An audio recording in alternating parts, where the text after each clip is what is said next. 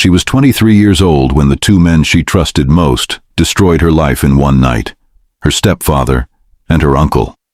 When her brothers found out what those monsters had done, they made a choice that would land them in a courtroom, facing a murder charge, fighting for their freedom. The jury had to answer one impossible question. Were Tyler and Marcus heroes who protected their sister, or were they cold-blooded killers who went too far? This is part 2 of Sarah's story, and the verdict. The verdict will leave you speechless. If you haven't watched part 1, you need to. But if you're jumping straight into part 2, stay with me, because I'm about to take you back to the night that started it all. The night that changed everything. The night Sarah's world fell apart. It was supposed to be a simple favor. Sarah's mother, Patricia, was leaving town for a nursing conference, and she'd asked Sarah to house sit for the weekend. Sarah was 23, living on her own, working 2 jobs to save money for graduate school. She had dreams, she had ambitions, she had a future she was building, one careful step at a time. But that weekend, that one decision to help her mother, would shatter everything she thought she knew about safety, about trust, about family. Richard, her stepfather, was supposed to be out of town on a construction job. That's the only reason Sarah had agreed to stay at the house. She couldn't be alone with him. She wouldn't. But Richard, he lied. He came back early, and he didn't come alone. It was around 10 o'clock at night when Sarah heard the sound. Footsteps. Heavy, deliberate footsteps moving through the first floor of the house. Her heart stopped. She grabbed her phone, her hands shaking so badly she could barely hold it. Then she heard his voice calling her name. Richard. He wasn't supposed to be there. She locked the guest room door, backed away from it, her whole body trembling. She could hear him coming up the stairs, getting closer and closer. He tried the doorknob. When it didn't open, he didn't leave. He didn't go away. Instead, he called out to her, his voice carrying that edge she'd learned to fear. Sarah, open this door. We need to talk. She stayed silent, frozen, praying he'd just give up and leave her alone. But then she heard another voice, another set of footsteps on the stairs. Uncle David, her mother's own brother, the man she'd known since she was born. They'd planned this, together. They knew Patricia would be gone. They knew Sarah would be alone, and they'd come for her. What happened next was every woman's worst nightmare. Richard and David worked together to remove the guest room door from its hinges. Sarah screamed. She threatened to call the police. She begged them to stop, to leave her alone, to please just go away. But they didn't stop. When that door came off, Sarah tried to run. She tried to push past them, tried to escape, but Richard grabbed her. His hands were like iron, dragging her back into that room. Uncle David blocked the only exit. She fought with everything she had. She scratched, she kicked, she screamed until her throat was raw and burning. But it wasn't enough. One woman against 2 grown men who had no conscience, no mercy, no intention of stopping. In that room, on that night, the 2 men who were supposed to protect Sarah became the monsters she'd spend the rest of her life trying to forget. I won't describe the details of what they did to her. Sarah's pain is not entertainment. Her trauma is not content to be sensationalized. But what you need to understand is this. When it was finally over, when they finally left her alone in that room, something inside Sarah broke that night. Her innocence, gone. Her trust, shattered. Her sense of safety in her own body, completely destroyed. She lay there on the floor, unable to move, unable to process what had just happened. She could hear them downstairs, talking casually, laughing even, like they'd just finished watching a game together. Like they hadn't just committed an act of evil so profound that it would haunt Sarah for the rest of her life. Eventually, she pulled herself up, got dressed with trembling hands, and did the only thing her brain could comprehend in that moment. She ran. She grabbed her keys, walked past Richard and David without looking at them, got in her car, and drove away into the night. For 3 weeks, Sarah carried that secret alone. 3 weeks of barely eating, barely sleeping, jumping at every sound, having panic attacks in the middle of the day for no reason anyone else could see. She couldn't tell her mother. How could she? Patricia was married to Richard. David was her brother. Would she even believe Sarah? Or would she blame her, accuse her of lying, choose them over her own daughter? Sarah was terrified to find out, but the weight of that secret, the crushing, suffocating weight of it, was killing her from the inside out. She was drowning, and she needed someone to throw her a lifeline.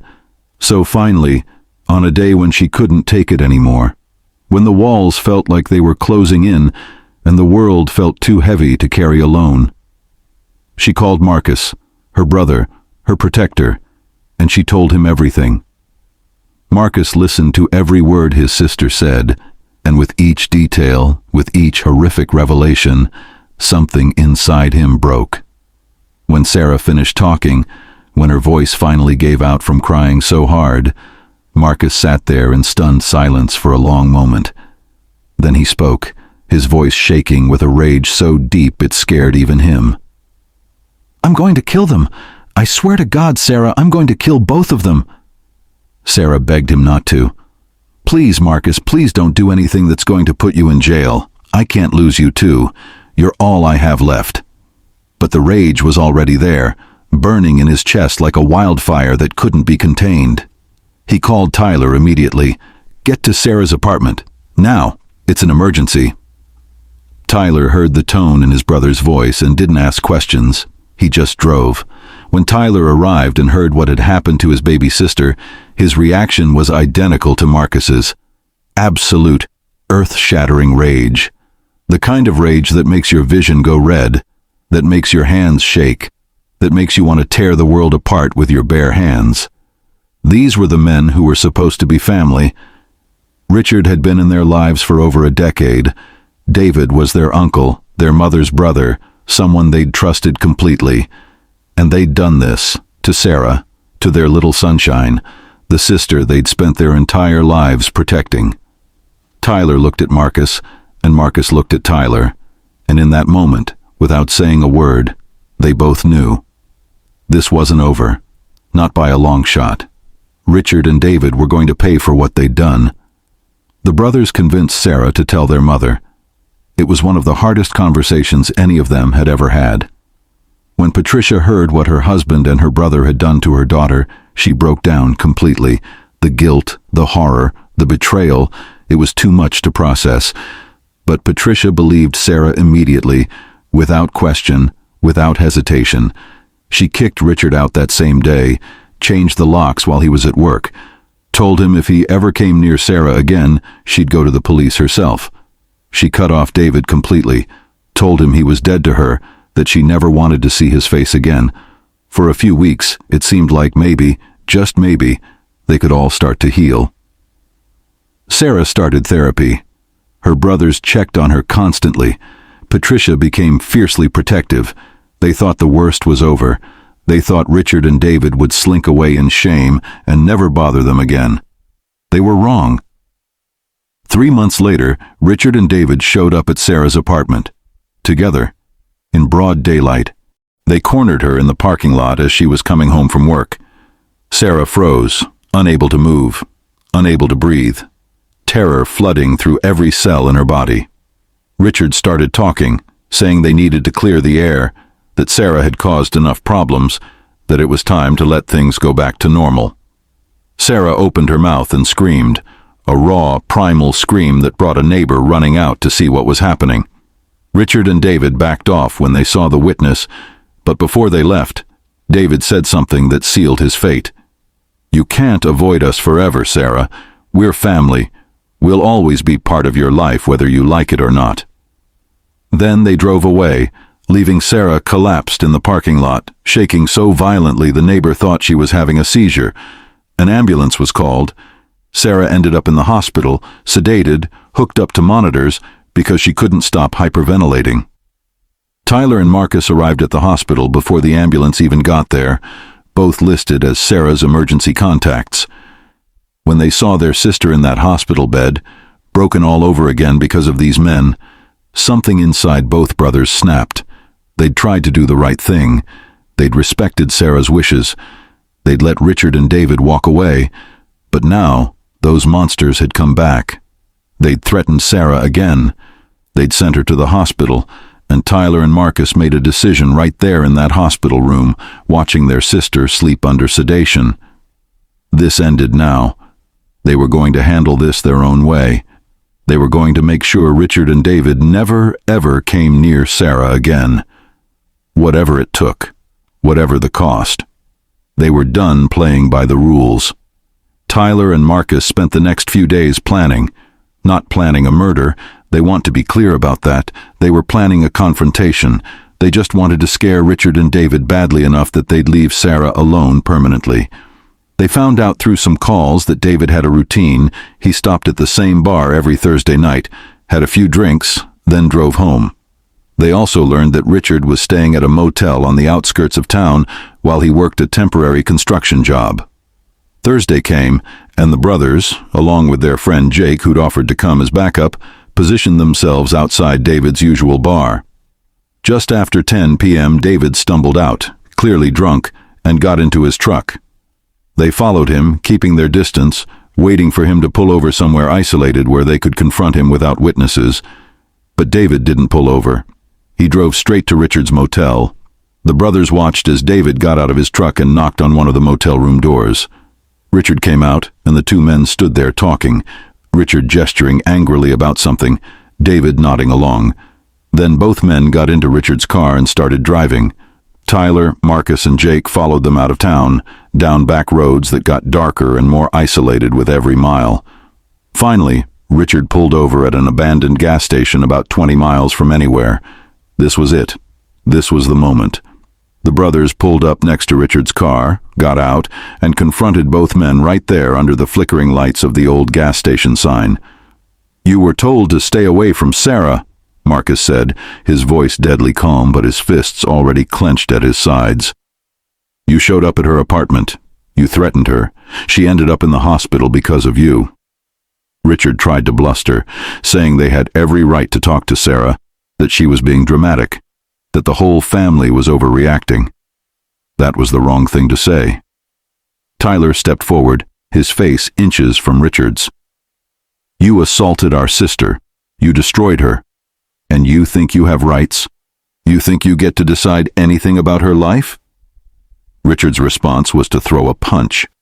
It connected with Tyler's jaw, snapping his head back, and that's when all hell broke loose. It wasn't a fight.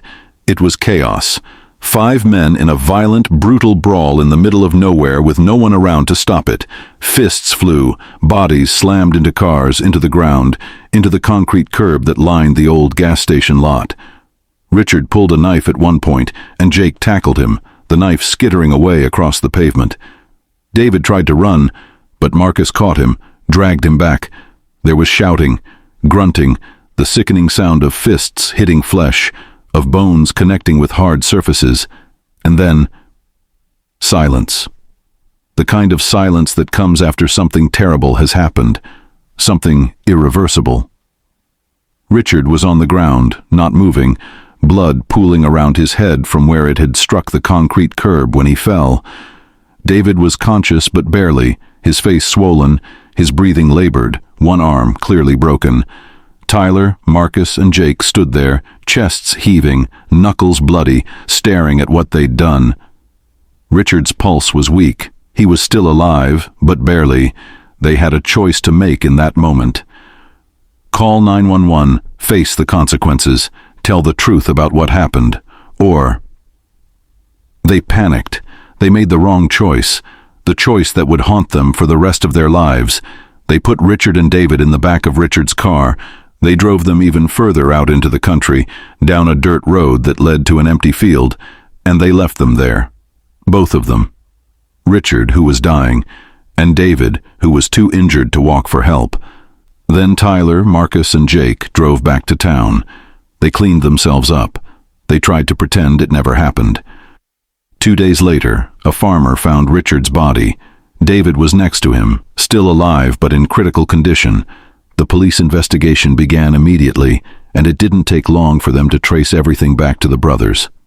Within a week, Tyler, Marcus, and Jake were all arrested. Murder, assault, kidnapping. The charges were serious. Life in prison serious. When the police came for Tyler early that morning, his wife was 8 months pregnant, about to give birth to their first child. She watched in horror as they handcuffed her husband and led him away. Marcus was arrested at his job site in front of all his co-workers. Jake was taken from his apartment. All three were denied bail. The risk of flight was too high, the charges too severe. Sarah felt like her world had ended all over again. She'd already lost her sense of safety, her trust in family, her peace of mind. Now she was losing her brothers too, the only two people who'd believed her without question, the only two people who'd protected her, and it was all her fault. If she'd never told them what happened, they'd still be free. The guilt was crushing her. But then something unexpected happened. The community didn't turn against Tyler and Marcus. When word got out about why they'd done what they did, when people learned what Richard and David had done to Sarah, public opinion shifted dramatically. Suddenly the brothers weren't just accused murderers. They were heroes, protectors, men who'd done what the justice system wouldn't do. A GoFundMe was set up for their legal defense and raised over $200,000 in a matter of days. People showed up at the courthouse with signs reading, "Free the brothers," and they protected their sister. Local news covered it, then national news. And suddenly, everyone in America had an opinion about whether Tyler and Marcus were criminals or heroes. The debate raged everywhere. This wasn't just a local case anymore. This was a national conversation about justice, family, and the limits of the law. Before we continue with what happened in that courtroom, before I tell you about the verdict that shocked everyone, let me know in the comments where you're watching from. We'd love to hear from you. And if you're new here, if this is your first time watching our channel, click that subscribe button right now so you never miss any of our upcoming videos. Because what's about to happen next, the trial, the testimonies, the verdict, it's going to challenge everything you think you know about right and wrong. So make sure you're subscribed, hit that notification bell, and let's get into the trial that divided an entire nation. 6 months after the arrests, the trial finally began. The courthouse was packed every single day, standing room only. People lined up outside at dawn just hoping to get a seat. Media trucks filled the parking lot. Reporters did live broadcasts from the courthouse steps morning, noon, and night. This wasn't just a trial, it was a spectacle. A moment in time where America had to confront difficult questions about family, loyalty, abuse, and what justice really means. Tyler, Marcus, and Jake sat at the defense table in suits that looked uncomfortable on their working-class frames. 6 months in jail had changed them. Their faces showed the weight of it, the fear, the uncertainty, the knowledge that their entire futures hung in the balance. Behind them sat Sarah, holding her mother's hand, her face pale but determined. She was going to be there for them, no matter what. The prosecution went first. Their case was straightforward and brutal. They didn't deny that Richard and David had assaulted Sarah. They couldn't. The evidence of what those men had done was clear.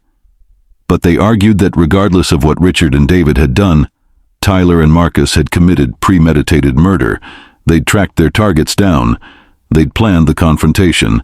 They'd brought backup. And when the fight was over and Richard lay dying on the ground, instead of calling for help, they'd driven him to a remote field and left him there to die. That, the prosecution argued, wasn't protection. That wasn't defense. That was revenge, pure and simple. And in a civilized society, revenge killings cannot be tolerated, no matter how sympathetic the motive. The prosecution brought in forensic experts who testified about Richard's injuries in graphic detail. The blunt force trauma to his head, the internal bleeding, the fact that he'd likely still been alive when he was dumped in that field, and that if he'd received immediate medical attention, he might have survived. They brought in the farmer who'd discovered the body, who described the horror of finding Richard's corpse in his field, the smell, the sight, the trauma of it. They brought in police officers who'd investigated the scene, collected the evidence, traced the tire tracks back to Jake's truck. The prosecution painted a vivid, damning picture of three men who'd hunted down their targets with one goal in mind: to hurt them, to make them pay, to kill them. They called it murder. They asked for the maximum sentence: life in prison without the possibility of parole. Then came the defense, and their approach was completely different. They didn't deny what Tyler and Marcus had done. The evidence was overwhelming, but they focused on why. They focused on Sarah, on what she'd endured, on how the system had failed her. The defense attorney, a woman named Jennifer Rodriguez, who'd taken the case pro bono because she believed in it so deeply, stood before that jury and asked them one simple, powerful question: what would you do? She let that question hang in the air for a long moment. What would you do if someone did this to your sister, your daughter, your wife? Would you call the police and hope they handle it? Would you trust the system to protect your loved one? Or would you do what Tyler and Marcus did? Would you confront the monsters who hurt someone you love? It was a powerful opening that set the tone for everything that followed. Then came the moment everyone had been waiting for, the moment that would define the entire trial. Sarah took the stand. She walked to the witness box on legs that trembled with every step, her mother sitting in the front row for support, her brothers watching from the defense table with tears already forming in their eyes. Sarah placed her hand on the Bible, swore to tell the truth, the whole truth, and nothing but the truth, and sat down. The courtroom fell completely silent. You could have heard a pin drop. This was it. The testimony that would decide everything. Jennifer Rodriguez approached her gently, like you'd approach someone who'd been through hell and barely made it back. And for the next hour, Sarah told her story. Every painful, devastating, soul-crushing detail. She described her life before that night. Her dreams of graduate school, her 2 jobs, her close relationship with her brothers. She described how Richard and David had been part of her family for years, how she'd trusted them completely, how she'd never in a million years imagined they could hurt her the way they did. Then she described that night. The sound of footsteps in the house when she thought she was alone. Richard's voice calling her name. The terror when she realized he'd come back early. The horror when she heard Uncle David's voice too. The way they'd worked together to remove the door from its hinges while she screamed for help that never came. The way Richard had grabbed her when she tried to run. The way they'd both overpowered her, held her down, violated her in ways that several jurors couldn't even listen to without openly weeping. Sarah's voice broke multiple times during her testimony. She had to stop, take deep breaths, drink water, compose herself before continuing. But she got through it. She described the weeks after the assault, the shame that made her want to disappear, the fear that kept her up at night, the way she couldn't look at herself in the mirror without seeing that night replay in her mind, the panic attacks that came out of nowhere and left her gasping for air on the floor of her apartment, the weight of the secret she carried, terrified to tell anyone, because who would believe her? They were family. They were trusted. She was just the daughter who might be lying, who might be crazy, who might be making it all up for attention. But I couldn't carry it alone anymore, Sarah said, tears streaming down her face. I was drowning in it. So I told Marcus, and then Tyler, and they... Her voice broke completely. She looked at her brothers, saw them crying, saw the pain and rage and love on their faces. They believed me, immediately, without question. They didn't ask if I was sure. They didn't wonder if I was exaggerating. They just believed me. And they told me they'd protect me, that Richard and David would never hurt me again. She paused, wiping her eyes. I never asked them to hurt anyone. I never wanted them to do what they did. But I also can't sit here and say I'm sorry Richard is dead. Because I'm not. That man destroyed me. And my brothers. They just wanted to make it stop. The prosecution's cross-examination was brutal, but Sarah held her ground. They asked why she hadn't called the police that night. I was in shock. I was terrified. I wasn't thinking clearly. Why hadn't she reported it immediately after? Because I was ashamed. Because I didn't think anyone would believe me. because I didn't want to tear my family apart. Did she tell her brothers to confront Richard and David? No, I begged them not to do anything that would land them in jail. Did she want Richard and David dead? Sarah paused at that question. I wanted them to suffer the way I suffered. I wanted them to feel powerless and scared and violated. Did I specifically want them dead? No. But do I feel bad that Richard is gone? No, I don't. He was a monster. And monsters don't deserve sympathy. When Sarah stepped down from the witness stand, the entire courtroom was in tears. The jury had seen her pain, her humanity, her trauma. They'd seen a woman who'd been destroyed by people she trusted, and they'd seen the brothers who loved her enough to risk everything. But would it be enough? Would sympathy for Sarah translate into acquittal for Tyler and Marcus? Or would the jury decide that no matter how understandable the motive, murder is still murder, and vigilante justice cannot be tolerated? That was the question hanging in the air as the trial moved forward. If you're still watching, if you're still here with us on this emotional journey, type "I'm still here" in the comments right now. We need to know you're with us because what comes next, the verdict, it's going to shock you. But before we get there, I want to ask you something. Put yourself in that jury box for a moment. You've heard Sarah's story. You've seen her pain. You've heard about what Richard and David did to her. And you know what Tyler and Marcus did in response. Knowing all of that, what would your verdict be? Would you find them guilty of murder? Or would you find them not guilty because they were protecting their sister? Comment "guilty" or "not guilty" and tell us why. This isn't an easy question. There's no perfect answer. But I want to hear what you think, because this is the exact impossible decision those 12 jurors had to make. And their verdict, it changed everything. Jennifer Rodriguez stood for her closing argument, and she didn't mince words. "Ladies and gentlemen of the jury," she began, her voice strong and clear, "this case isn't really about Tyler and Marcus. It's about all of us. It's about what we would do, what any of us would do, if someone we loved was violated, traumatized, destroyed by people who were supposed to protect them. The prosecution wants you to believe that Tyler and Marcus are dangerous criminals who took the law into their own hands, but I'm asking you to see them for who they really are. They're brothers, they're protectors, they're men who saw their sister destroyed and couldn't stand by and do nothing." She paced in front of the jury box, making eye contact with each juror. Now, did things get out of hand that night? Yes. Did Richard die as a result? Yes. But let's be absolutely clear about something. Tyler and Marcus didn't go there planning to kill anyone. They didn't bring weapons. They didn't execute Richard. They confronted him, and Richard threw the first punch.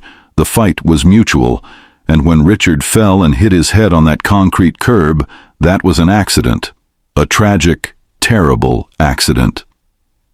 What Tyler and Marcus are guilty of is being human, of loving their sister so fiercely that they couldn't let her attackers continue to terrorize her, of making a split-second decision in a moment of panic to not call for help. That's not premeditated murder.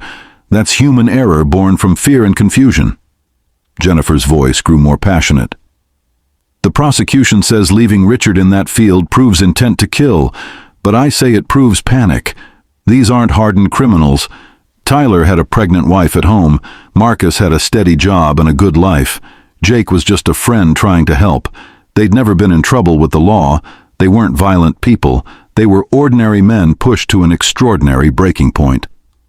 And when Richard died, they panicked. They made a terrible decision. Should they be held accountable for that? Yes. But should they spend the rest of their lives in prison? Should Tyler's daughter grow up without a father? Should Marcus lose everything because he loved his sister? I'm asking you, as human beings who understand love and family and protection, to show mercy. To understand that justice isn't always black and white. Sometimes it's gray, sometimes it's complicated. And sometimes the right thing is to let good people who made a mistake go home. The prosecution's closing argument came from a different angle. I feel for Sarah, the prosecutor said, his voice measured and calm. What was done to her was unconscionable. It should have been prosecuted. Richard and David should have faced justice. But here's the thing. Sarah didn't want this.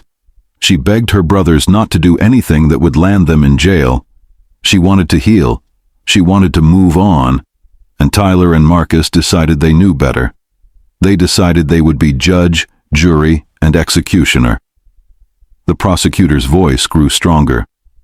The defense wants you to believe this was about protection, but Richard and David had already been kicked out of the family.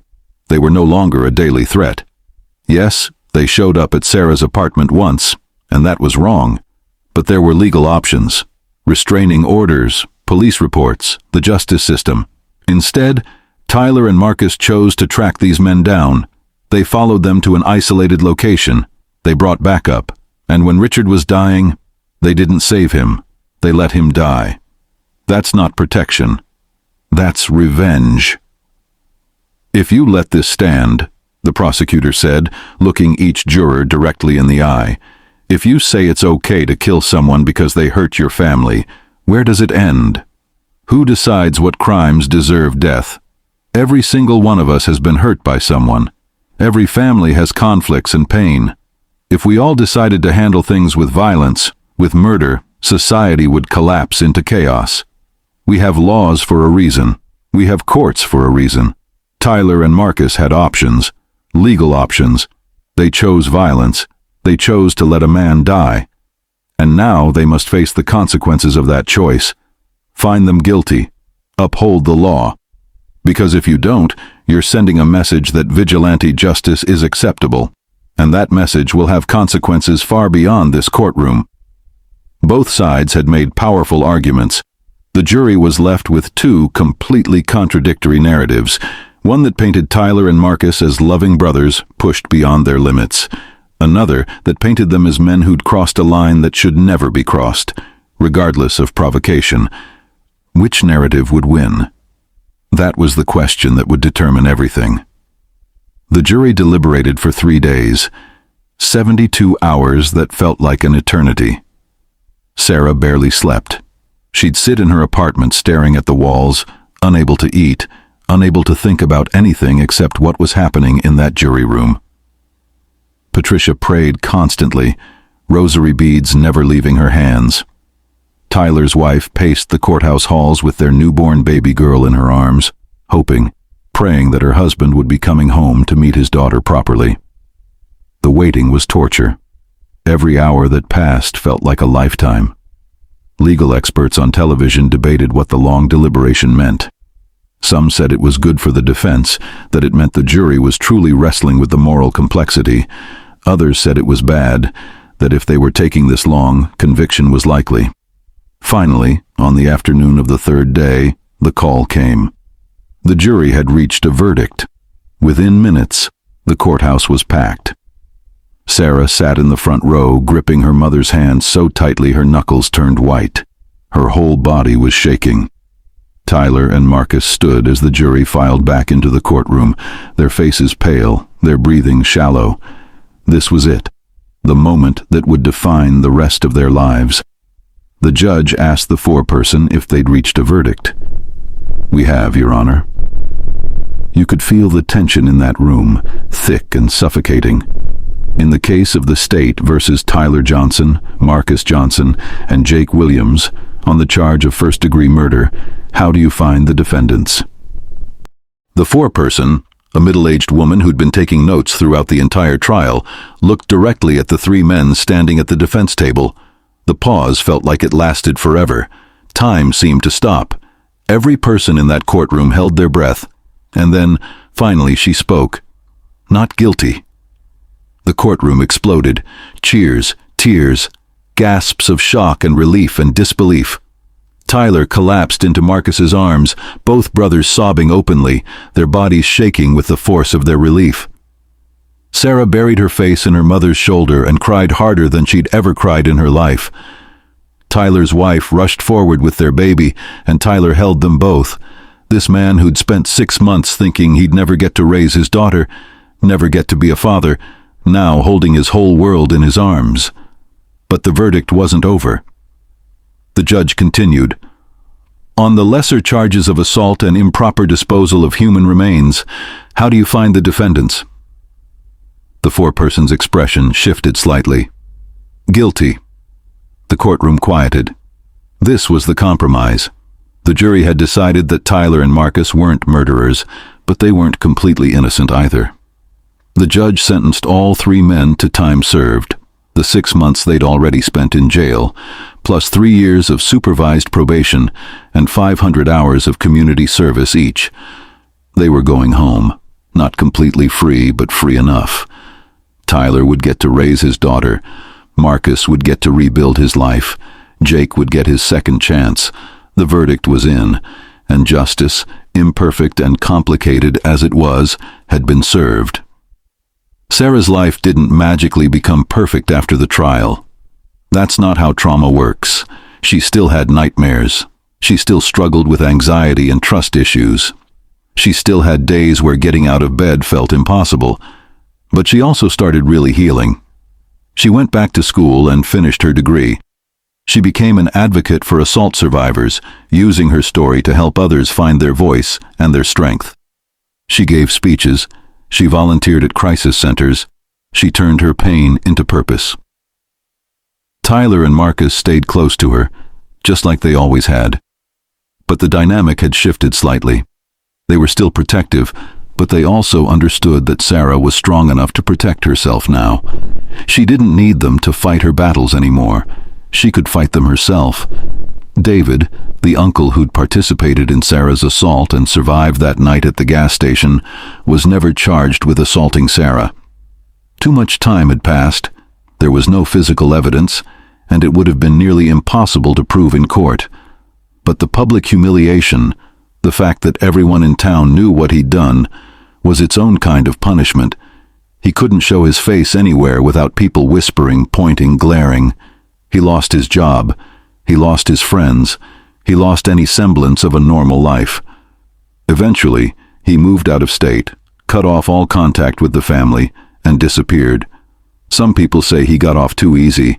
Others say living with what he did, carrying that guilt and shame for the rest of his life, is punishment enough.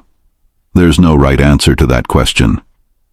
Tyler went back to construction work, but he also started speaking at schools and community centers about the importance of protecting survivors and the consequences of taking justice into your own hands. Marcus did the same.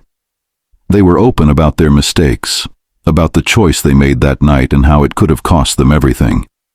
They became advocates in their own way, using their story as a cautionary tale about the thin line between protection and revenge. Their probation officers reported that they were model citizens, never missing a check-in, completing their community service hours with dedication and purpose. They'd been given a second chance and they weren't going to waste it. This story doesn't have a perfect ending, because real life rarely does. Sarah will carry the scars of what happened to her for the rest of her life. Some wounds never fully heal, they just become part of who you are. Tyler and Marcus will always live with the knowledge that they killed a man, even if it was in defense of their sister, even if the jury said it wasn't murder. That weight doesn't just disappear, and Richard's death, regardless of what kind of man he was, left a hole in the world that can't be filled.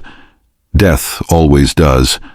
But this story does have an ending that matters, an ending that says something important about family, about love, about the impossible choices we sometimes have to make. Sarah survived. Against all odds, after being betrayed by the people who should have protected her most, after being violated in ways that would have broken many people permanently, she survived. She found her voice. She found her strength. She took her pain and turned it into purpose, helping other survivors find their way out of the darkness. Her brothers stood by her when she needed them most. They believed her without question. They protected her, even when it cost them everything. And a jury of 12 strangers looked at a complicated, messy, heartbreaking situation and decided that sometimes justice isn't about following the letter of the law. Sometimes it's about understanding the human heart, the love between siblings, the instinct to protect, the impossible choices we all hope we never have to make. Were Tyler and Marcus heroes? Or were they criminals who went too far? The truth is, they were both. They were human beings who loved their sister so much that when they saw her destroyed, they couldn't just stand by and do nothing. They made a choice in a moment of rage and pain, and that choice led to a man's death. They'll have to live with that forever, but they'll also live with the knowledge that when it mattered most, when their sister was drowning and needed someone to throw her a lifeline, they were there. They showed up. They believed her. They fought for her. And isn't that what family is supposed to do? Not the violence, not the revenge, but the showing up, the believing, the standing by someone even when the whole world is complicated and messy and there are no easy answers. So where do you stand? After hearing this entire story from beginning to end, after walking through every painful moment, every impossible choice, every consequence, what do you think? Was justice served? Did the jury make the right call? Were Tyler and Marcus heroes who should never have been charged in the first place? Or were they vigilantes who deserved harsher punishment? There's no wrong answer here, because this isn't a simple story with a clear moral. This is real life, where right and wrong blur together, where good people sometimes do bad things for reasons that make sense in the moment, where justice doesn't always look the way we think it should. If this story moved you, if it made you think, if it challenged everything you thought you knew about justice and family and the limits of love, please hit that like button right now. Leave a comment and tell us what you think. Do you agree with the verdict? Would you have done what Tyler and Marcus did if you were in their position? What would justice have looked like to you? We want to hear your thoughts, every single one of them, because these conversations matter. These stories matter. And you, being here, watching, engaging, thinking critically about difficult topics, you matter. Subscribe to this channel if you haven't already, because we tell stories like this. Real stories. Complicated stories. Stories that don't have easy answers but need to be told anyway. Hit that notification bell so you never miss an upload, because trust me, the next story we have coming is just as powerful, just as emotional, just as thought-provoking as this one. Share this video with someone who needs to hear it, someone who's been through trauma, someone who's struggled with impossible choices, someone who just needs to know that they're not alone in a complicated world. Thank you for being here. Thank you for listening to Sarah's story, to Tyler and Marcus's story, to this whole messy, painful, beautiful story about family and love and the things we do to protect the people we care about. Drop a heart emoji in the comments if this story touched you. Drop a prayer hands emoji if you're sending love to Sarah and her family. And drop a thinking face emoji if you're still wrestling with whether the verdict was right. Whatever you're feeling, share it with us. We're all in this together, trying to make sense of a world that doesn't always make sense. Until next time, stay safe, protect the people you love, and remember that justice isn't always simple. Sometimes it's just human. Peace.